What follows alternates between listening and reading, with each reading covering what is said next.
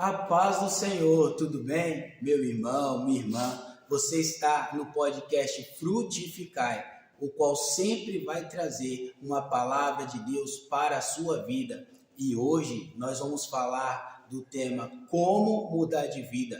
Então, se você gosta desse tema, que você possa já estar deixando o seu joinha, estar comentando de qual cidade você está vendo esse vídeo e não se esqueça de se inscrever.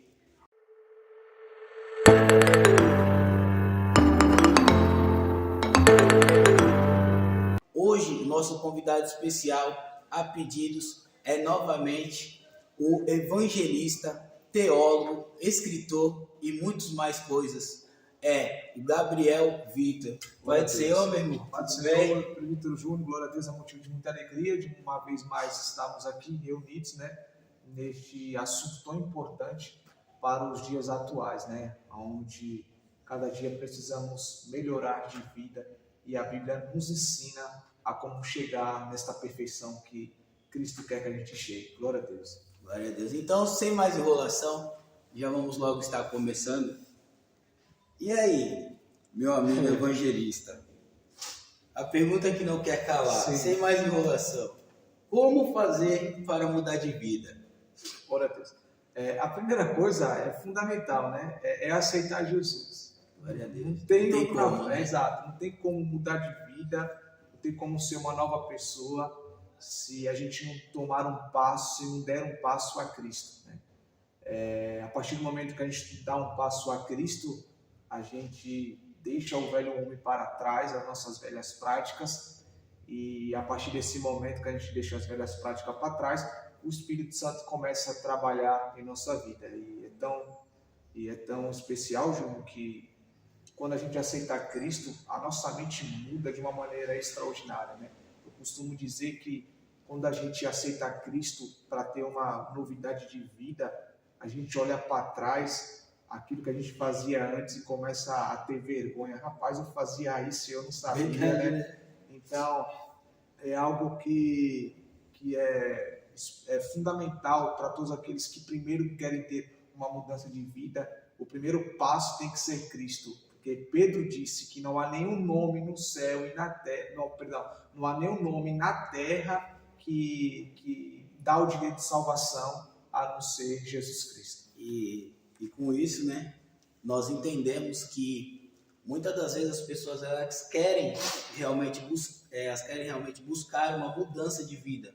E elas pensam, não, se eu parar de fazer isso, minha vida melhora. Se eu fazer aquilo, minha vida melhora. Realmente é uma bem verdade. Ela até melhora em algum aspecto.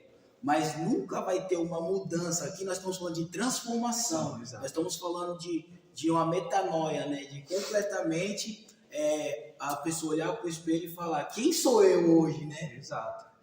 Se olhar e não conseguir se reconhecer, porque a transformação de Cristo que ele faz é tão grande que aquilo que você falou, nós olhamos no espelho e falamos, nossa, quem é esse novo eu, E dentro disso, eu queria que nós, para a gente começar a conversar a respeito, falássemos um pouco de um personagem bíblico.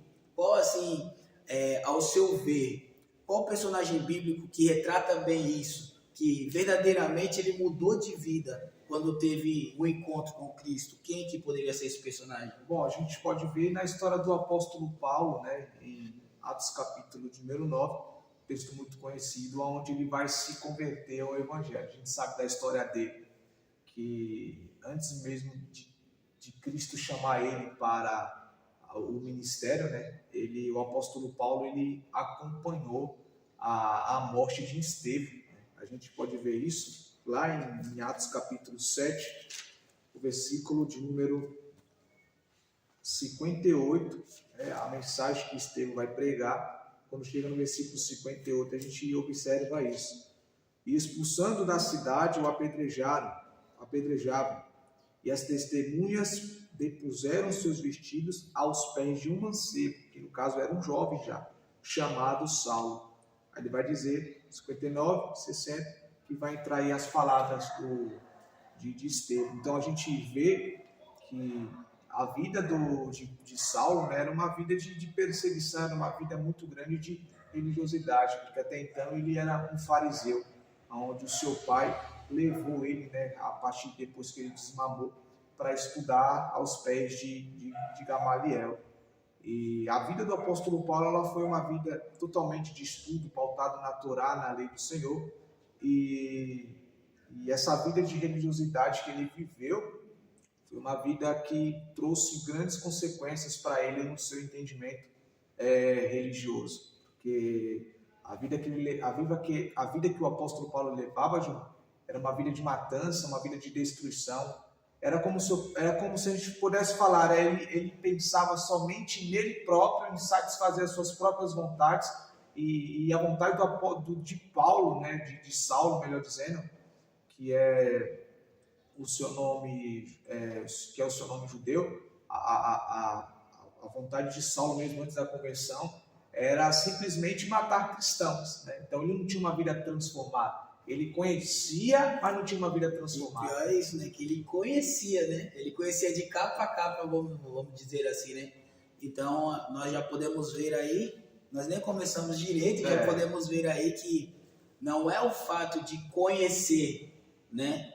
Não é só o fato de conhecer, porque muitas pessoas conhecem, estudam a Bíblia, né? Até dão aula sobre a Bíblia e verdadeiramente nunca teve um encontro com Cristo e não tem mudança. Exato. Então, o que vai gerar mudança é ter realmente encontro com Cristo. Exatamente. Nós podemos ver pela vida do apóstolo Paulo. Foi o que o Tiago falou, né? Não sejam apenas ouvintes, mas também praticantes. Glória então, o que muda a vida de um homem, a vida de uma mulher, não é só vir ao culto, né? Escutar a palavra e ir para casa. Não, tem que vir ao culto, adorar a Deus, escutar a palavra e praticá-la. Porque não adianta, por exemplo, é a mesma coisa que eu tirar uma carta de motorista e não pegar um carro para dirigir. Então, certamente, porque na autoescola a gente não aprende a prática diariamente de um trânsito. Então, porque o aperfeiçoamento de dirigir algum carro, ele vem mediante a prática. Né? É a mesma coisa na palavra, porque se a gente ficar só na teoria e falar para o pastor, e aí, eu vou pegar quando no carro? Que eu não sei, não estou aprendendo. É a mesma coisa que vir aqui na igreja, escutar a palavra e ficar só na teoria. E não vive, né? Exatamente, o evangelho não é isso. Né? O evangelho não é isso. O evangelho é praticar a palavra. E nesse entendimento bem simples, foi assim que Tiago disse, né? Não seja apenas ouvintes, mas sim praticantes. Porque hoje em dia o povo mais ou menos, né? Muitos pensam assim, eu vou para a igreja e nada muda na minha vida. Não é que muda, é porque a gente tem que praticar a palavra. Verdade. Temos que praticar. Não é a igreja em si que vai mudar, né? É o que nós ouvimos na igreja. Porque a fé vem pelo ouvir e ouvir a palavra de Deus. Glória a Deus. Mas aquele que tem fé na palavra de Deus, que está ouvindo, ele pratica. Exatamente. Porque não adianta nada. Exatamente. É assim que gera fé. Né? Exatamente. Então tem que haver uma prática. E a gente vê a partir de Atos, né? Atos capítulo de número 9, a gente vê de uma maneira muito especial, muito importante, que ele vai ter um encontro com Cristo, né? Quando a gente vê no versículo 1, a gente vai ver que o apóstolo Paulo aí, Saulo, né? Ele vai ficar respirando, né, ainda ameaças e mortes contra os discípulos do Senhor, e ele vai se dirigir ao sumo sacerdote. E no versículo de número 2, a gente passou a observar aí que ele vai pedir uma carta, etc. E é tão tremendo que quando ele vai para Damasco, para poder perseguir os cristãos, Cristo vai se apresentar para ele, né? Vai se apresentar como uma luz. E quando a gente passar a comparar o Atos capítulo 9 e Atos capítulo 22 e Atos capítulo número 26, a gente, o apóstolo Paulo ele vai esboçar um pouco mais como que Cristo se apresentou diante dele. Ele vai dizer que a luz que raiou era aproximadamente meio-dia quando Cristo se apresentou para ele. Ele vai falar, ele escutou a voz de Cristo como uma voz de quem fala em hebraico. Ele vai contar isso no texto, né? Então ele vai esboçando, ele vai dando um entendimento maior daquilo que Atos capítulo 9 não nos fala nos miúdos. Mas é tão importante, porque isso já é de um despertamento espiritual para a nossa vida, é que para Paulo ter a sua vida mudada, ele teve que ter um encontro com Cristo. É a mesma coisa a vida de Jó, porque só conhecia Deus De ouvir falar. De ouvir falar, né? É a mesma coisa, né? Vim para a igreja e não, sabe, só conheço Deus, sei que Deus existe, tenho fé, mas não pratica a fé. Não, é aquela velha expressão, eu tenho Deus no meu coração, né? Exato. Mas só ter Deus no coração não adianta de nada. Quantas pessoas, fala bem aberto aqui, né? Quantas pessoas não vão para o inferno com Deus no coração? Exatamente. Deus no coração não salva ninguém. Exatamente. O que salva é você ter ele no coração, depois ter que confessar com a boca ainda, porque não adianta não ter no coração e não confessar com a boca. Exato. E cumprir o que está escrito aqui, senão não adianta nada, né? Exatamente. E aí nós conseguimos ver que não adianta nada, nós de modo geral, né? Temos o conhecimento da palavra e não temos, como é que eu posso dizer, um encontro genuíno com Cristo. Com Cristo, porque Saulo só mudou quando ele teve um encontro genuíno com Cristo. Por isso que nós vemos hoje muitos irmãos querendo matar outros irmãos. Ele está com o espírito de Saulo. Exatamente. Porque conhece a palavra, mas não teve um encontro com Cristo e acha que é um cristão e acha que é um pequeno Cristo. Por quê? Porque conhece a palavra. Mas não adianta só conhecer, tem que ter um encontro com ele. Por isso que, se você parar para pensar, essa semana até conversei com a minha esposa a respeito disso. Se a gente parar para pensar e analisar de como seria o mundo, ou até como seria o Brasil, vamos falar para ser mais fácil, ou eu vou diminuir mais um pouquinho, como seria a nossa cidade. Nós estamos gravando aqui de São Vicente, aqui na Baixada Santista. Como seria São Vicente se todos os que se dizem cristãos, todos que se dizem servos de Deus, usassem as suas redes sociais para falar do amor de Cristo? Como que não seria? Essa cidade seria transformada completamente. Mas não, o que nós vemos hoje é só a gente falando mal da igreja de um, falando mal da igreja de outro, falando mal da roupa de um, da roupa de outro, de como o pastor prega, se prega sentado, se prega em pé, se grita, se não grita, né? Quando o principal não é estar um matando o outro, e sim ganhando almas. Então, ver como que é importante ter um encontro com Cristo. Porque nós precisamos analisar nós mesmos, né? Será que verdadeiramente eu tive um encontro com Cristo? Porque o que vai mostrar são as atitudes, né? São a nossa vivência. Exato. Muitas das vezes nós estamos anos e anos dentro da igreja e nunca tivemos não muda nada, né? Exatamente, não muda nada. Né?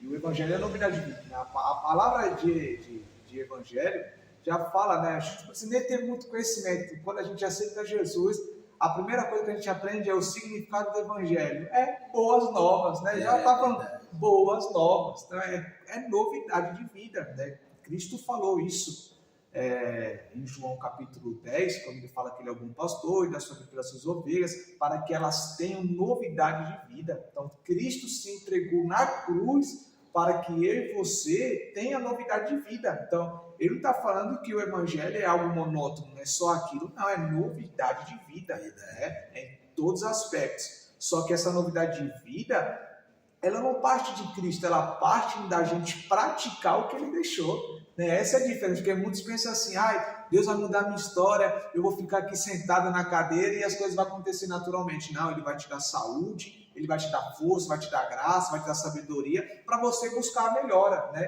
Porque a Bíblia disse que é Deus que dá a riqueza para o homem, mas a riqueza ela vem sem não fazer nada? Não. Ele tem que trabalhar, com certeza. Então a mudança de vida é em todos os aspectos, tanto religioso, na área secular, na área familiar, na área trabalhista, mudança de vida em todos os aspectos. É você ter um entendimento mais aberto daquilo que você não tinha antes. Verdade. E aí, se eu não me engano, o texto está em Lucas 9, que diz assim, Jesus falando, aquele que quiser vir após mim, negue-se negue-se a si mesmo a cada dia ainda tem isso, tome a sua cruz e siga-me. Então, aquele que quer viver uma novidade, primeiro ponto, ele tem que negar a si mesmo. Exato. Ele tem que falar, não, um exemplo simples aqui, vamos dar um exemplo um exemplo simples, a pessoa que bebe, um exemplo, ela quer uma mudança de vida, então o que ela faz? Ontem ela bebeu, ela fala, não, a partir de hoje eu não bebo mais, acabou, ela está negando o eu dela, para quê? Para conseguir uma novidade de vida, né? Exatamente. É por isso, Júnior, que o Espírito Santo está em nós, né, para nos ajudar. Porque no tempo da graça, o Espírito é conhecido como Espírito Santo. Porque a palavra Espírito Santo é um dos atributos da manifestação do Espírito em nós. Porque quando a gente lê a Bíblia e estuda, principalmente na área teológica, a gente sabe que o Espírito Santo ele tem 49 manifestações. E entre essas 49 manifestações, uma delas é o Espírito Santo, que é a manifestação dele. Por que o Espírito Santo? É muito simples, porque é o Espírito que traz a santidade de Deus em nós. Porque a única coisa, Júnior, que Deus, né, entre aspas, assim, melhor dizendo, que Deus ele exige do crente mesmo, fielmente assim, né, ele exige muita coisa, amor ao próximo, né, amor ao próximo, respeito, amar a Deus, muitas coisas. Mas algo que ele exige fortemente é ser santo como ele é santo, né? Pedro falou isso, sede santos como o Pai é santo. Ele falou também em Levíticos capítulo 11, versículo 44 também, sede santos porque Deus é santo. Então, é a única coisa que a Bíblia, Deus exige da nossa vida é a santidade. Só que para chegar à santidade tem que haver o quê? Transformação de vida. Dia após dia. Exatamente. Né? A gente fez aqui o último podcast, depois você, se quiser ver aí, falando sobre santidade, usando esse versículo, né, de 1 Pedro, sede santos porque eu sou santo. E o meu pastor, ele falou uma coisa que, cara, eu vou guardar para a vida toda. Ele falou que santidade é simples, é ser separado para uso exclusivo de Deus. E acabou. Exato. Quando nós entendemos, poxa, eu sou do uso exclusivo de Deus. Muita coisa a gente já não vai fazer. Porque a gente já pensa, pô, será que Deus vai se agradar se fazer isso? Pô, sou exclusivo dele. Coisa exclusiva tu não acha em qualquer lugar. Exatamente. Né? E isso mexeu muito comigo, e tu falando só encaixa tudo, né? E eu quero falar algo aqui, que um testemunho bem rápido, e a gente já conclui, porque eu tenho que falar isso aqui. Eu, alguns anos atrás, eu acho que você já sabe que eu já testemunhei, alguns anos atrás, tenho 30, mais ou menos uns 15 anos atrás, por aí, volta de uns 15 anos atrás, eu tinha uma cachorra, uma fila, e eu tava brincando com ela. Eu tava deitado no chão e brincando com ela. Ela me deu uma patada no olho direito. Uma patada no olho. Meu Deus. E a fila, vocês sabem que é um cachorro grande. Furou meu olho. Eu tenho uma marca até hoje. Furou o olho em si. Eu coloquei a mão assim, o olho maduro. Quando eu tirei a mão, o olho só vendo, tava sangrando meu olho. Sangrando. Na hora, eu abri o olho e não enxergava nada. Nada. Eu perdi a vista desse olho direito. E na hora eu fiz uma oração para Deus, que eu nunca vou esquecer da minha oração.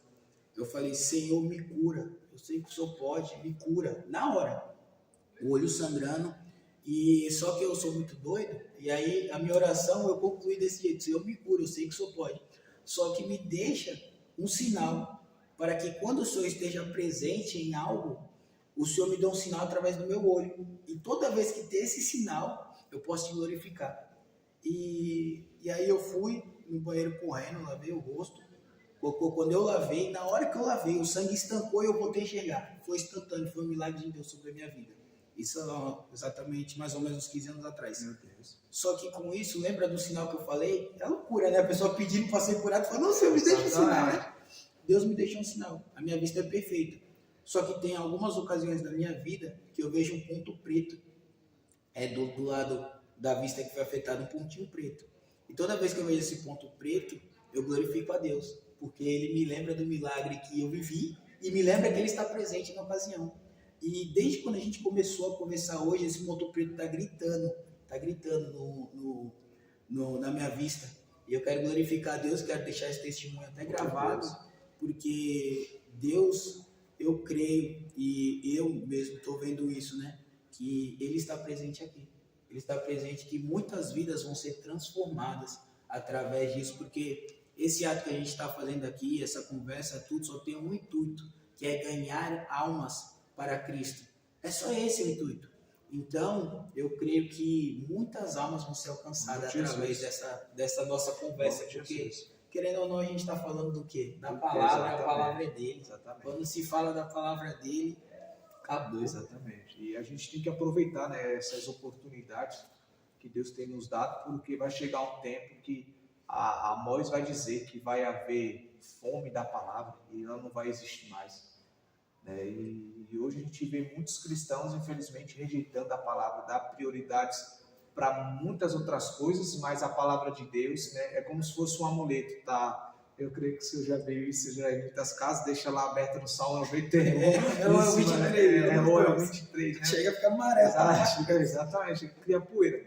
É um amuleto, né? E aí? A Bíblia não foi feita para isso. Cristo, olha o conselho do nosso Cristo. João capítulo 5, João 5, 39. O conselho que ele nos deu. Ele diz assim, ó, examinai as Escrituras, porque vós podais ter nelas a vida eterna. Então ele está falando que nas Escrituras tem a vida eterna, e são elas que de mim testificam.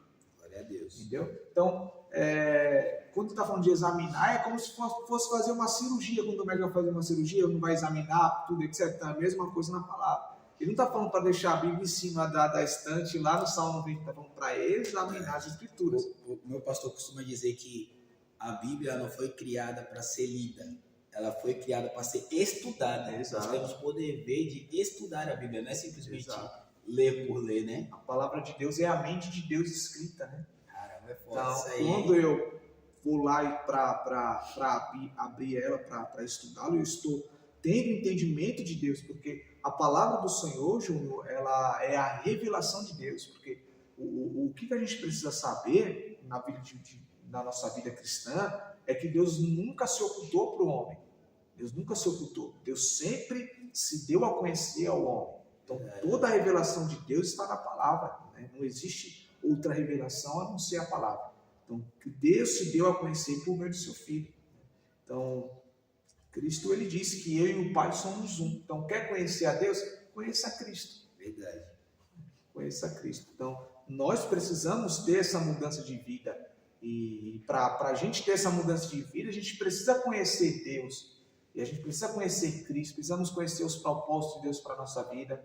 Porque é muito sério isso que a gente está tratando, porque muitas pessoas vêm para a igreja pensando nos seus ideais, pensando nos seus propósitos.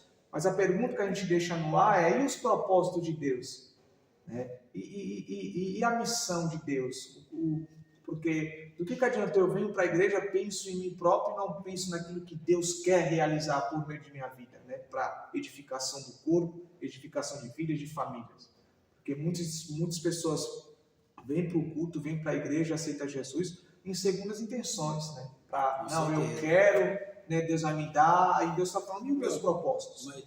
Mas aqui, uma bem verdade eu escutei isso uma vez e é verdade isso. Ninguém, eu creio assim, ninguém veio para Cristo porque Cristo é lindo. Essa é a realidade dos fatos, né? Todo mundo vem com segundas intenções, só que o que a gente está querendo dizer aqui é que dentro das segundas intenções, ela conhece a Cristo e vai para a intenção verdadeira, que é a primeira intenção, que é o quê? O amor de Cristo e saber o que Cristo quer. Só que muitas pessoas vêm para Cristo com segundas intenções e fica a vida toda. Exatamente, no interesse, melhor dizendo, né? Fica a vida toda. Exatamente, no interesse. E é onde erra, né? Se vinha Cristo no interesse, irmão, é tremendo, porque a gente vê a misericórdia de Deus para a nossa vida, porque mesmo quando uma pessoa vem no interesse e ele sabendo que ela não vai permanecer, porque Deus é onisciente, Deus sabe, ele concede o pedido dela, né? Porque Cristo falou algo lindo, ele falou que se nós sendo maus damos coisas boas aos nossos filhos, quanto mais o nosso Pai Celestial. Então ele está revelando, ele sabe, irmãos, o nosso Pai conhece quem somos nós, ele sabe a nossa intenção. Ninguém engana a Deus. Verdade. Ninguém. E aí você falando que nós precisamos saber o que Cristo, os planos de Cristo para nós, melhor dizer assim, vem de novo o apóstolo Paulo. Exato. Porque quando o apóstolo Paulo, né, que eu creio que praticamente todo mundo conhece a história, né, ele fica cego depois do encontro com Cristo. Sim. Cristo ele vai e fala para alguém que agora me falhou a memória, para ir e orar por Paulo. Foi Ananias. E Ananias, ele fala assim, mas Senhor, começa a debater com Deus, né? Às vezes parece muito, né? Deus, vai lá, não, peraí, Senhor, mano. Deus não mandou. Aí fala o quê? Ananias, ele é um escolhido meu. eu vou mostrar para ele que ele vai ter que padecer pelo meu nome. Começa a falar, né, o que ele tinha com Saulo até então, né? Sim. O que ele tinha com Saulo. Então a gente consegue ver aí que mesmo Saulo sendo conhecedor e praticando tudo errado, Deus não mudou para com ele. Deus ainda tinha planos na vida dele e ele fez com tudo para concretizar o sonho, os planos de Deus, né? na vida de Saulo transformado em Paulo. Então aí a gente vê, mesmo você que está no evangelho com segundas intenções, aí você, nesse momento, está balançando a cabeça dizendo que não é você, mas você sabe que é você, né? Exatamente. O que acontece? Os planos de Deus não morreram na tua vida. Os planos que Ele tem para você. Saiba que Deus tem um plano lindo para a sua vida. Só depende de você. Você sabe o que você está precisando? É o que Paulo precisou. Sabe o que Paulo precisou, evangelista? Ele precisou que um irmão viesse e ajudasse ele em oração. Porque só quando o irmão veio e ajudou ele em oração, que as escamas dos seus olhos caíram, ele ainda foi cheio do Espírito Santo. Exatamente. Olha aí a importância dos nossos irmãos na nossa vida. Às vezes a gente nem conhece quem está vendo o vídeo, né? Muitas pessoas que vão ver. Mas através desse vídeo elas vão ser tão edificadas que as escamas vão cair dos olhos delas. Exatamente, porque esse é o propósito, né? Porque Paulo escreveu em 2 Coríntios, ele vai falar, 2 Coríntios capítulo 4, versículo 4, ele vai dizer, nos quais o Deus deste século, que no caso aqui é Satanás, cegou os entendimentos dos incrédulos, tá vendo? A inteligência, para que lhes não resplandeça a luz do Evangelho da glória de Cristo, que é a imagem de Deus. Então, Paulo está nos ensinando que Satanás cegou o entendimento dos incrédulos. Por que ele cega? Qual é o propósito dele cegar esse entendimento? Para que não lhe resplandeça a luz do Evangelho da glória de Cristo, ou melhor dizendo, para que essas pessoas não alcancem a salvação. Então, o propósito do diabo é fazer com que o ser humano não descubra o que Deus tem para ele. Porque ele sabe que quando o ser humano tem um encontro com Deus, acontece o que aconteceu com o apóstolo Paulo. As escamas caem. Porque é isso que o diabo está fazendo no século XXI. Cegando o entendimento dos incrédulos para que eles não alcancem a potência, a realeza, a grandeza do reino do Senhor. Porque o que é manifestar a luz do Evangelho? A luz do Evangelho é Cristo. Porque a própria Bíblia diz em Apocalipse capítulo número 22 que é a glória de Deus por meio de Cristo que vai, né? Cristo ele é a lâmpada do céu, ele é a lâmpada que ilumina toda a eternidade, que é a glória que emana dele. Então quando, irmãos, a gente, Júnior, passa a ter as escamas dos nossos olhos, né, tiradas, a gente passa a contemplar o Cristo glorioso, porque foi com essa luz de glória que ilumina a eternidade, que vai iluminar o nosso mundo físico, quando o reino do Senhor se manifestar sobre a terra. Foi essa própria luz também que cegou o entendimento de Paulo. Ele cegou essa luz tão forte, cegou que ele ficou cego, mas por um propósito, porque a cegueira física estava vindo para nascer agora uma nova visão, que era uma visão espiritual. Você pode ver que foi a partir deste momento da imposição de mãos de Ananias que ele começou a ter outro entendimento do que é o mundo verdadeiramente falando. Então é assim que Deus faz com a nossa vida. Quando ele quebra a cegueira espiritual que o diabo colocou em nossa vida, em nossos olhos, no nosso entendimento, melhor dizendo, a luz de Deus ela vem quebrando essas barreiras malignas e a gente começa a ver campos que a gente outrora não conseguia ver. Então as barreiras são quebradas porque a luz da glória do Evangelho, que é Cristo, chegou na nossa vida, na nossa história. E você lendo esse texto aqui, você lendo esse texto, já nos mostra como que Satanás é astuto. Por quê? Quando aconteceu com Paulo, o que acontece? Ele teve um encontro com Cristo, ele viu a luz e aí ele ficou cego. Aí o que Satanás faz agora? Deixa cego para não ver a luz. Porque ele sabe que viu a luz, acabou. E aí aonde entra eu e você, entra você também que está vendo. Por quê? Cristo falou que nós somos sal da terra e luz do mundo. A gente tem que brilhar, mas brilhar o quê? A luz de Cristo. E tem muita gente que está escondido, né? Não pode pegar o candeeiro, a lâmpada e colocar embaixo da cama, a pessoa está embaixo da cama escondida. Exatamente. Aí sabe que tem um chamado para ministrar a palavra e não quer ministrar. Não é para mim, eu tenho vergonha. Mas peraí, tá com vergonha do quê? Sabia que os tímidos não herdarão o reino dos céus? Não, é a palavra. Então, saiba que atrás de você tem uma grande multidão. Sabe qual é o nosso maior problema? É que nós não sabemos a potência que nós somos na mão de Deus.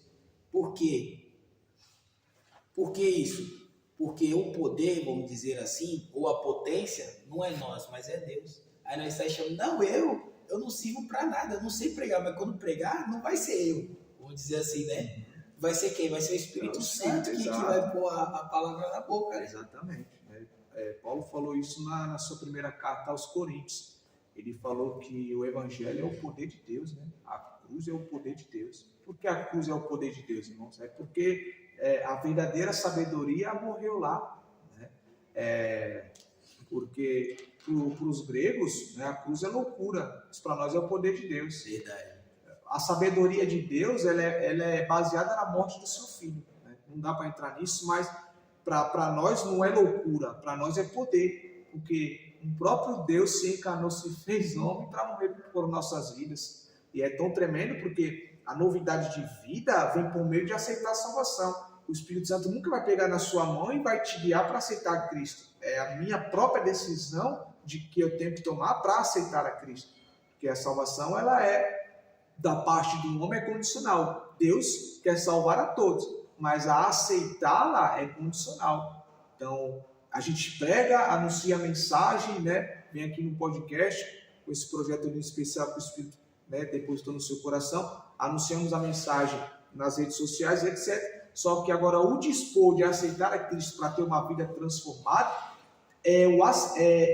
vem da pessoa, porque foi o que você disse, a fé vem pelo ouvir a palavra de Deus. Então, depois Paulo joga a batata de aceitar a Cristo, né, de receber a Cristo em sua vida, não para quem prega, mas para quem está recebendo a mensagem.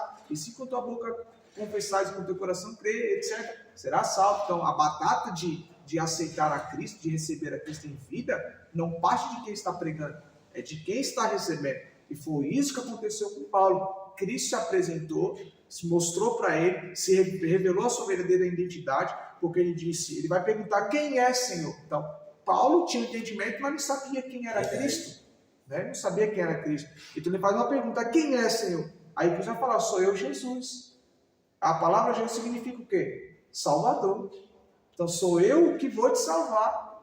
Glória a Deus. Entendeu? Então, só que o caminho de salvação, Deus colocou quem? Ananias. Por isso que Deus falou para Ananias, vai lá, meu irmão, vai lá, né, que tem um vaso lá escolhido, que vai fazer uma grande obra, né, nos miúdos da palavra falando. E Ananias vai rebater, etc. Mas é tão profundo que, antes de Ananias chegar, Paulo já sabia, que Deus já tinha revelado para ele. Porque ele ficou 3 dias de jejum e orando ao Senhor. Então, nesses 3 dias de jejum e orando ao Senhor, Paulo já sabia que Ananias já iria se apresentar. Então, o encontro com Cristo, né, transforma a vida da pessoa em todos os aspectos. Porque quando a pessoa tem a sua vida transformada, ela não pensa mais nas coisas terrenas, ela não pensa mais nas coisas seculares, ela não vive mais ansiosa com as coisas da vida, ela passa a buscar o reino e a sua justiça, ela passa a pensar nas coisas que são de cima.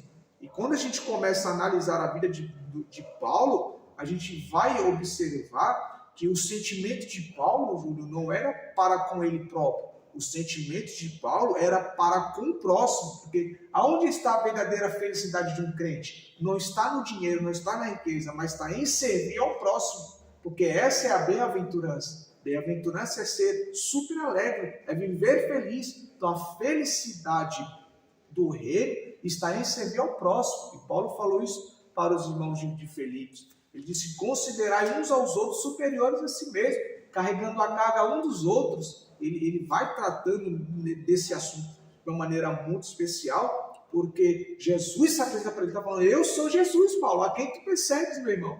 A quem tu persegues? E Cristo vai fazer uma comparação, ele vai pegar a vida de Paulo como se fosse um boi, né? Um cavalo dando coice em ponta de faca.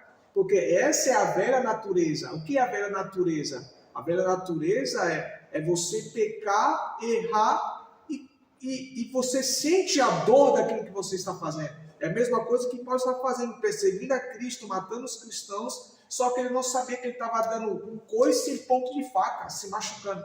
Esse é o pecado. O pecado machuca, a velha natureza machuca.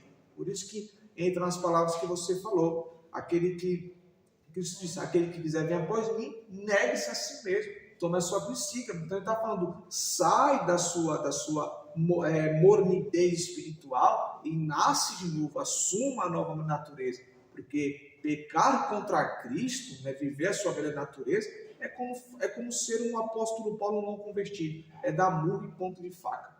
Né? E só sofre, né? Só sofre. E tu falou aqui algo, e o texto veio na memória aqui. Tu falou que a maior alegria é servir, as bem-aventuranças é servir. Né? Aí tem o texto aqui de João, capítulo 15. João, capítulo 15. Vamos ler o versículo 15 e 16, que diz assim: já vos não chamei servos, porque o servo não sabe o que faz seu senhor, mas tenho-vos chamado amigos, porque tudo quanto ouvi de meu Pai vos tenho feito conhecer. E aí também tu falou que quer conhecer o Pai e conhecer a Cristo, né? Vamos continuar aqui o texto, olha só. Não me escolheste vós a mim. Cristo está falando que não é nós que escolheu a ele. Exatamente. Aí ele continua. Mas eu escolhi a vós. Então é Cristo que escolheu, né, a nós. E vos nomeei para que vades e dei fruto, e o vosso fruto permaneça, a fim de que tudo quanto em meu nome pedis ao meu Pai, ele vos conceda. Olha só, então Cristo, ele nos chamou e nos nomeou com o intuito de nós darmos frutos, né? Só que qual é esse fruto? O fruto muito conhecido, que está lá em Gálatas. Onde isso vai chegar, hein? E que está lá em Gálatas, no seu capítulo 5, versículo 22, né? Mas o fruto do Espírito é a caridade, ou melhor, o amor, o gozo, a paz, a longanimidade, a benignidade, a bondade, a fé, a mansidão e a temperança. Só que olha só, como isso se resume em tudo que você falou. Se você parar para analisar, todo o fruto do Espírito é com o próximo. Vamos lá, o amor. Ninguém vai... Esse fruto aqui não é amar a si mesmo, não é pessoa narcisista. Não, é amar ao próximo, é amar a Deus. Ter alegria com o próximo, alegria com Deus, ter paz. Você só pode ter paz se você não estiver em guerra com ninguém. Exato. Como é que eu vou estar em guerra contigo e vou estar em paz? Isso não existe. Então você vê que o fruto do Espírito é para com o irmão. Longanimidade. Você só pode ser longânimo com o irmão. Como é que você vai ser longânimo com você mesmo? Longânimo é o mesmo, para ser mais simples, que a pessoa não perder a paciência, né? Demorar e ficar irado. Então, eu só posso ter o fruto do Espírito para com o meu próximo. Aí é onde entra tudo isso que você falou, que é as bem-aventuranças, que é o ser servo, o servir. Então, quer dar fruto, tem que dar fruto para o próximo, não é para você. Porque só assim você vai ser. Aí agora já vem à memória o outro texto que diz assim, em mim, Jesus falando, em mim tereis a verdadeira alegria. Só assim nós vamos ser alegres ou felizes verdadeiramente. Porque tem a falsa alegria, que é a que o mundo dá. Mas passageira, né? Mas a que Cristo dá é perpétua. É eterna, exatamente. E essa alegria ela vai perdurar até quando a gente passar desta vida, né? Porque a nossa verdadeira vida não é aqui. Né? Verdade. E quando você está tratando a respeito do fruto, me faz me lembrar o ponto inicial, porque não há como eu dar frutos e não me arrepender. Verdade. Porque João Batista falou, né, Mateus 3,11, produzir frutos dignos arrependimento. Então o arrependimento ele é muito importante. Não adianta eu falar aqui para você que eu sou crente, mas não estou arrependido. Porque tem muito crente que é semelhante a Judas, porque o arrependimento de Judas não é um arrependimento de conversão, é um arrependimento de remorso. Por exemplo, pecou, chorou ali na hora, mas depois volta para a prática. Então isso não é arrependimento, é remorso. Arrependimento é mudar de pensamento. Não, eu pequei, eu errei, e quero mudar de vida. E Paulo, ele vai, aproveitando que nós estamos em Gálatas, né? Há muito assunto a ser tratado aqui nesse texto que Paulo escreve, mas as obras da carne que Paulo vai nos falar, ele vai tratar sobre a prostituição, ele vai tratar sobre a impureza, a lascívia, ele vai tratar sobre a idolatria, a feitiçaria, a inimizade, as porfias, as emulações, as iras, as pelejas, as dissensões, as heresias. Ele trata sobre as invejas, homicídios e bebedices, as glutonarias e coisas semelhantes a estas. Então, e ele vai nos ensinar aqui, Júlio, como que a gente faz para não darmos ocasião para a carne. Ele vai nos ensinar, ele vai nos dar o caminho. E o caminho para que eu não viva uma vida de prostituição, de impureza, de lascívia, de idolatria, de feitiçaria, de inimizade e etc., é cumprir o versículo de número 16. Porque ele diz assim: digo, porém, andai em espírito, vendo? E não cumprireis a concupiscência da carne. Porque esse sentido de em é dentro. Aí o povo fala assim, né? De modo geral, vamos dizer assim, circular, né? Ah, eu caí porque a carne é fraca. Não, é porque deixou de andar em espírito. Mas o espírito tem que estar preparado. Exatamente, deixou de andar em espírito. Porque Cristo disse, né, em Mateus capítulo 26, se me fala a memória, vigiai e orai, para que não entreis em tentação. Então, Cristo está dando uma chave de como que vence a tentação. Ele não está dizendo que a tentação nunca vai chegar, mesmo quem ora e mesmo quem vigia. Ele está falando, vigia e ora, porque a tentação virá. Mas só que aquele que está vigiando e está orando, ele tem a probabilidade 100% de não cair, de não ceder à tentação. Porque, baseado em Lucas capítulo 4, a gente vê que o diabo tenta o ser humano durante 3 vezes. Ele tenta uma, tenta duas, tenta a terceira. Se a palavra de Deus está guardada no coração do homem, assim como Cristo demonstrou, que não só de como virar o homem, mas sim toda a palavra que sai da boca de Deus, ele vai vencer qualquer tentação nessa vida. Então Lucas capítulo 4 nos mostra o que é andar em espírito. O que é andar em espírito? É guardar a palavra no nosso coração para que nós não venhamos pecar contra Deus. Então, porque há uma diferença em andar do lado e andar em espírito. Andar em espírito é andar dentro, por exemplo, é como se você fosse o Espírito Santo e eu fosse para dentro de você. Então é você que me guia, é você que me direciona, é você que pensa por mim, porque eu estou dentro de você. É isso que Paulo está falando. Muita gente anda do lado do Espírito, mas o Espírito está convidando para dentro, vem para dentro. É a mesma coisa, vou dar o exemplo mais simples, é a mesma coisa do carro. O Espírito está chamando, entra aqui que eu vou te guiar. O cara está empurrando. O cara está empurrando o carro. Não é para empurrar, não. Vai dentro do Espírito. Exatamente. Aí a pessoa se frustra, se cansa, se fadiga, se machuca quando é para estar sentado. Você tá lá, é só mexer com os tá condicionado lá de boa. Exato, né? Andar também em espírito é a mesma coisa na Arca de Noé. Porque a Arca de Noé, ela pode observar, que ela não tem motor e ela nem tem leme. É mesmo. Ela não tem. E ainda foi fechado pelo lado de fora. Exato. Então quem guiou a arca? Foi Deus. Porque quando eu tenho um motor, quem guia? Sou eu mesmo. Mas agora quando eu não tenho motor e nem tenho um leme, né? Irmão, quem guia é Deus. Então isso é andar em espírito. É Deus que guia. A direção é dele. O foco é dele. Porque quem sabe o caminho certo, Júnior, não somos nós, é Deus. Só que o Espírito Santo vai nos revelando progressivamente o caminho que nós devemos andar, os propósitos que nós devemos andar, caminhar. Porque esse é o desejo de Deus, é que a gente desenvolva aquilo que Ele tem para nós.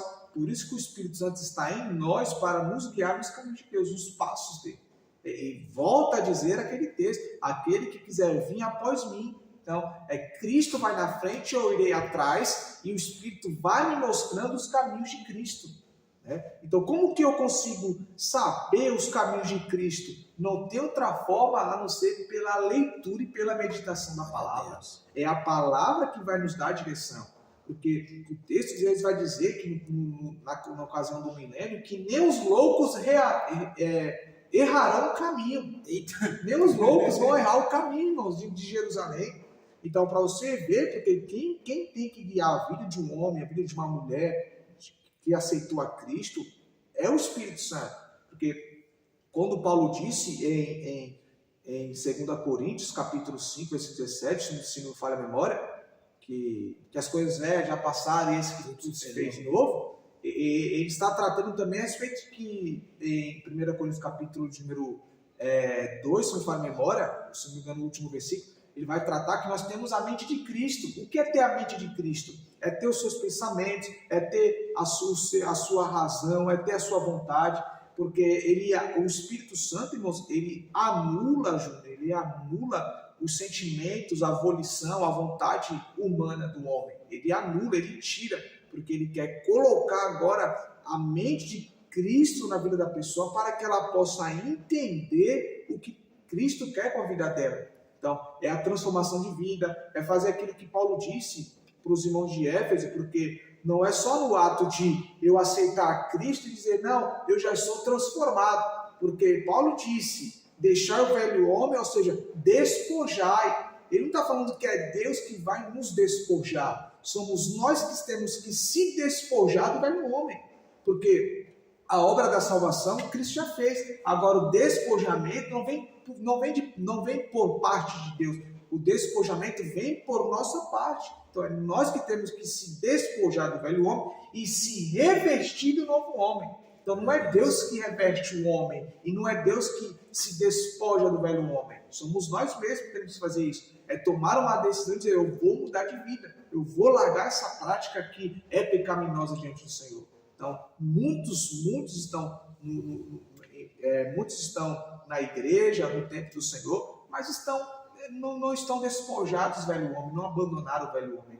É aquele tipo de cristão, se mexer no meu calo, a minha mão não é cristã, né? Exatamente, é isso aí. Aí você falando isso aí, me lembrou a respeito de Saul, porque Saul teve a vida transformada, exato, né? Porque Saul, ele tinha a sua vida, daqui a pouco levantou ele como um rei, que não tinha um rei, daqui a pouco do nada a pessoa, você vai ser rei e acabou, né? E ele tinha todo o perfil de rei, ainda tem essa, né? Ele já tinha aparência, tinha o perfil, tinha toda a pose, vamos dizer assim. Ele teve a vida transformada. Só que qual foi o final de Saul? Ele foi rejeitado pelo próprio Deus. Exato. Olha como que isso é uma coisa muito séria para a nossa vida.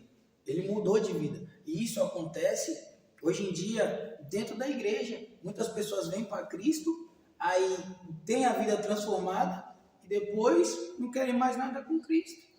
E aí, como é que fica? Elas esquecem que a nossa vida verdadeiramente não é aqui. Elas esquecem ainda que elas tiveram a vida transformada e abandonam a Cristo, que elas ainda nem morreram. E como que vai ser o dia, né, dessas pessoas? Porque o final de Saul foi muito triste.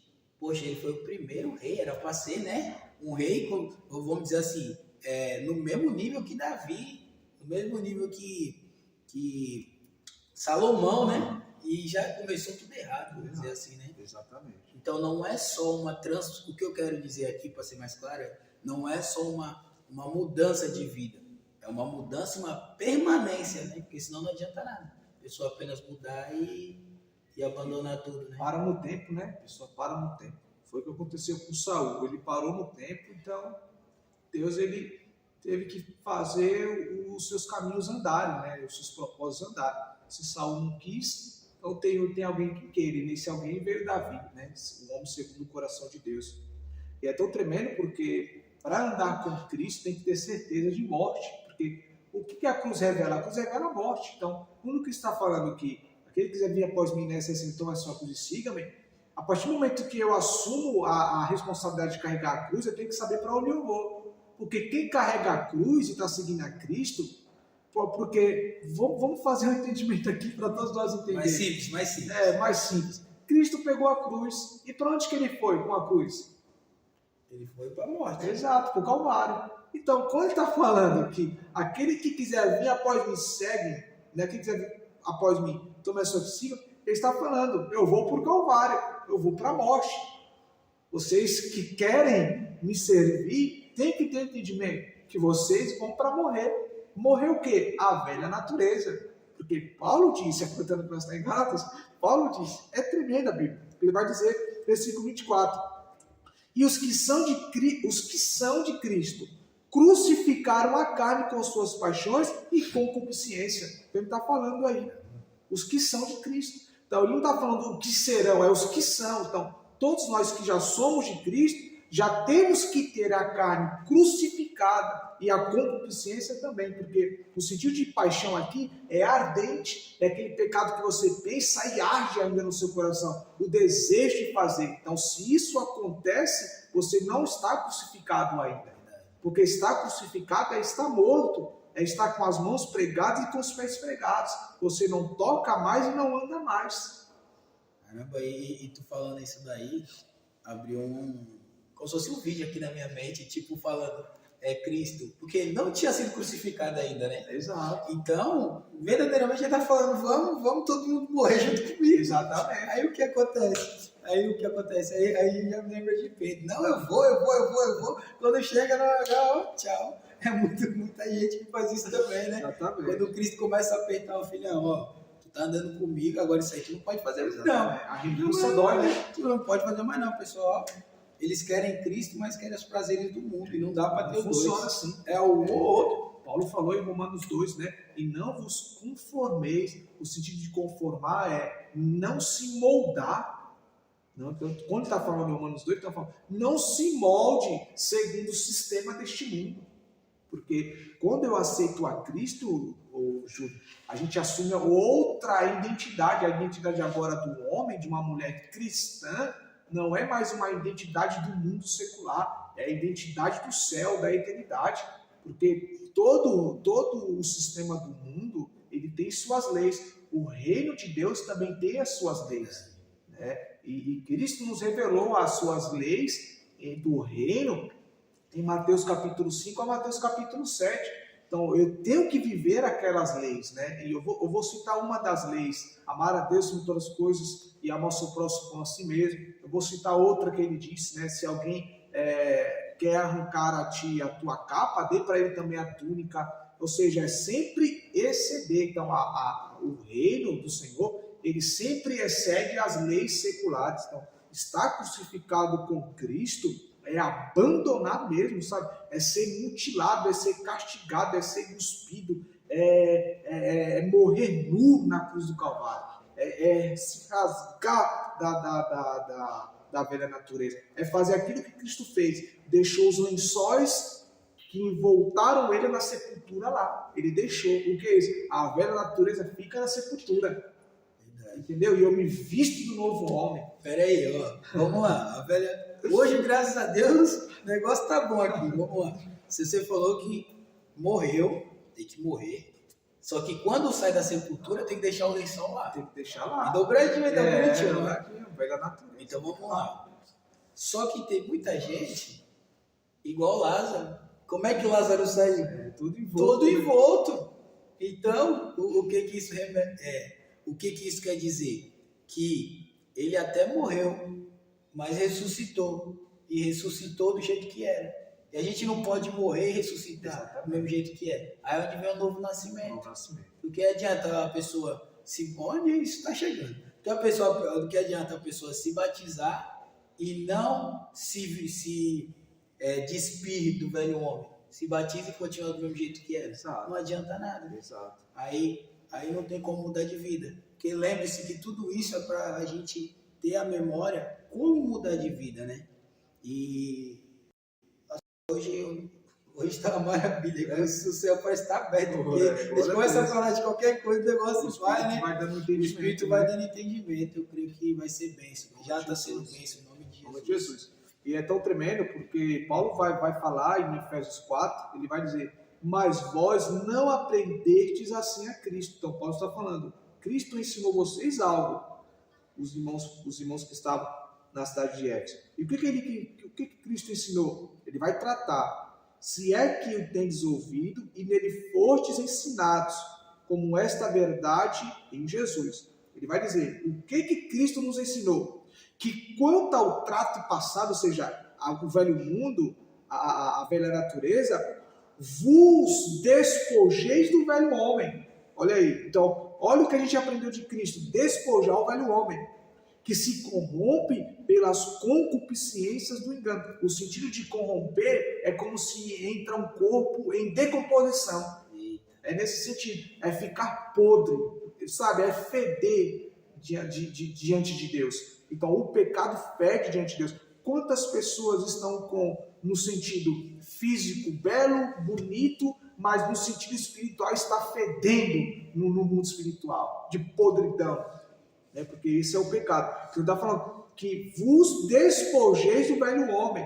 Aí ele vai dizer, versículo 23, e vos renoveis no espírito do vosso sentido. Porque para eu revelar a minha nova natureza, eu devo equilibrar os meus sentidos. Porque o que são sentidos? Tato, visão, olfato, paladar e audição. Então eu tenho que trazer o equilíbrio dos meus instintos, eu tenho que trazer o equilíbrio dos meus instintos, dos meus sentidos. Perdão, melhor dizendo, o equilíbrio dos meus sentidos. Então, como que eu trago o equilíbrio dos meus instintos? Renovando-se no espírito. Então, quando eu me renovo no espírito, eu trago o equilíbrio para os meus sentidos. E Paulo ele vai nos falar o que é ser um novo homem. Ele vai dizer no versículo 24, eu vou apenas ler, eu não vou explicar, eu vou apenas ler. E vos revistais o novo homem, que segundo Deus é criado em verdadeira justiça e santidade. Pelo que deixai a mentira, falai a verdade cada um com o seu próximo, porque somos membros uns dos outros. Quantas pessoas amam a mentira? Irai-vos e não pequeis, não se ponha o sol sobre a vossa ira, não deis lugar ao diabo. Olha aí o que é ser o novo homem. Aquele que furtava, não furte mais, antes trabalhe, fazendo com as mãos o que é bom, para que tenha que repartir com o que tiver necessidade. Não sai da vossa boca nenhuma palavra torpe, mas só que for boa para promover a edificação, para que dê graças ao que a ouve, e não entristeçais o Espírito Santo de Deus, no qual está selados para o dia da redenção. Toda amargura, e ira, e cólera, gritaria, blasfêmia, e toda malícia seja tirada de entre vós. Antes, sede uns para com os outros benignos, misericordiosos, perdoando-vos uns aos outros, como Deus vos perdoou em Cristo. Apenas explicando o versículo 32, o apóstolo Paulo, ele nos dá aqui, Júnior, um modelo de perdão. Porque ele está falando, se Cristo vos perdoou, eu também tenho que perdoar o próximo. Então, o modelo de perdão é Cristo, irmãos. Porque muitos querem viver um evangelho por si próprios, ou seja, nos seus próprios entendimentos. Eu estou com a raiva do irmão, estou com a raiva da irmã e não vou perdoar eles. E Paulo está falando, se Cristo vos perdoou, vocês também têm que perdoar. Então, o modelo de perdão é Cristo. Então, se vestir do novo homem, é tudo isso. É largar a mentira, é parar de se irar, é parar de roubar, certo? É não entristecer o Espírito Santo, porque entristecer o Espírito Santo é viver a cadeia do versículo 31. Porque se a gente ler de trás para frente, porque a malícia, Júnior, ela vai nos levar à amargura. Porque a amargura dormida, ela é terrível. Porque a amargura dormida, ela torna a pessoa insensível, né? Ela não tem mais sensibilidade para nada. Faz qualquer coisa com ela ali, sabe? Ela não manifesta um sentimento de amor. Então isso vai entristecendo o Espírito Santo, que é o selo de redenção, né? Tem muita coisa para ser tratada do novo homem, né? Da nova natureza, se despir do velho homem, o desequilíbrio dos instintos, etc. Mas a gente deixa aqui um despertamento espiritual, né, do que Cristo nos ensinou e o que o apóstolo Paulo está nos revelando aqui. Então, ter a vida transformada mesmo é cumprir, é se revestir do novo homem, e que é o que poucos estão fazendo hoje em dia. Verdade. Né? Verdade. E é muito tremendo, porque a gente vai analisando, vai observando, porque a pessoa que é verdadeiramente transformada, quando nós caminhamos para o final, a pessoa que é verdadeiramente transformada, ela cumpre, né, exatamente o último texto que eu quero ler, né, para a gente estar encerrando, que é Colossenses capítulo 3, o seu versículo de número 10, né? Colossenses 3:10, ele vai dizer, vou ler para somente complementar com Efésios, e vos vestistes do novo, que se renova para o conhecimento segundo a imagem daquele que o criou. Versículo 12. Revesti-vos, pois, como eleitos de Deus, santos, amados, de entranháveis misericórdia, benignidade, humildade, mansidão, longanimidade, suportando-vos uns aos outros e perdoando-vos uns aos outros. Se alguém tiver queixa contra o outro, assim como Cristo vos perdoou, assim fazei vós também. E sobre tudo isto, revesti-vos de amor, que é o vínculo da perfeição. E a paz de Deus, para a qual também fostes chamados em um corpo, domine em vossos corações e sede agradecidos. Então, está aqui a natureza do novo homem. Caramba. E aqui é onde muitas pessoas erram, né? A falta de perdão. Exato. Né? Falta de perdão. Exato. Muitas pessoas passam quanto tempo, né? Com os corações amargurados por falta de perdão. Às vezes anos e anos. Anos e anos. Exatamente. Pode falar. Independente se você que está vendo aí, a palavra está falando com você, independente se foi você que errou ou se a pessoa errou, não importa. O que importa é vai e peça perdão. Porque o que vai liberar você pedindo perdão é o seu coração em paz. E não tem nada melhor do que deitar a cabeça no travesseiro e você em paz, né? Você saber que está em paz, independente de quem tem razão, quem não tem. O que importa é você, porque às vezes a pessoa erra, outra pessoa errou, né? A pessoa não tem nada a ver e tá esperando que a outra venha pedir perdão. Não, quebra isso, vai lá você mesmo que você não errou, e peça, me perdoa se eu fiz alguma coisa e acabou. Porque quem vai ser abençoado é quem tá pedindo perdão, não é outra pessoa, né? Exato. E eu já faço um convite para mim mesmo, quando fazer um podcast de perdão, convida a gente de novo aí. Não, você então, já é da casa. O poder do perdão é tremendo, né? O perdão, ele liberta, né? Mas vamos deixar isso aí para outro podcast, né? Ó, se vocês quiserem, vocês estão vendo até aqui, se quiserem que a gente faça, vocês podem estar deixando aí no comentário. Ou se tiver mais alguma ideia também de tema, pode deixar no comentário, que quem sabe a gente não faz o podcast com o tema que você colocou e ainda cite o seu nome, para a honra e para a glória do Senhor Jesus. Meu irmão, que Deus possa te abençoar grandemente. Amém. Foi um prazer estar aqui. Mais uma vez, eu creio que você vai estar aqui por mais muitas vezes, Amém. né? Em nome de Jesus, para que o nome do Senhor seja glorificado. E você também, muito obrigado por nos acompanharmos, que você pode estar compartilhando para que muitas almas sejam alcançadas.